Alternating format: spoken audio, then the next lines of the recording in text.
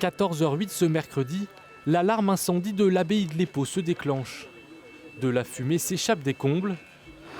10 minutes plus tard, les premiers pompiers arrivent. Tout se déroule comme prévu lors de cet exercice grandeur nature, organisé pour la première fois.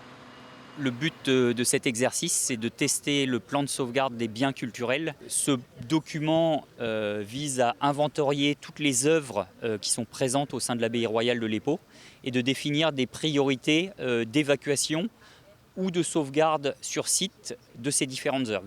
Un plan de sauvegarde rédigé cet été qui permet aux pompiers de savoir où se situent les objets à évacuer en priorité, comme ce tableau ou cette pendule en bronze, tout juste sauvée de cet incendie fictif. Pour information, les 3 œuvres identifiées comme étant à sauvegarder sont mises à l'abri au niveau du point de première destination.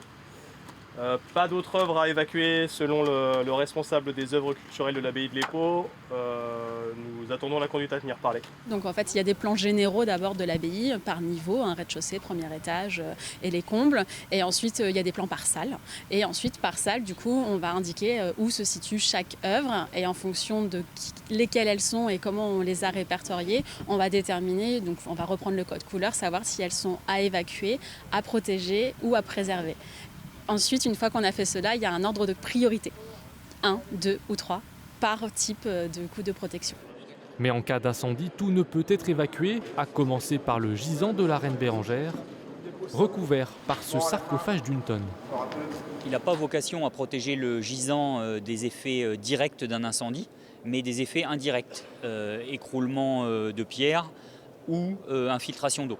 Depuis l'incendie de Notre-Dame de Paris, ce type d'exercice se multiplie. D'autres vont avoir lieu en Sarthe, notamment au château de Lude ou au Prytanée national militaire à la Flèche.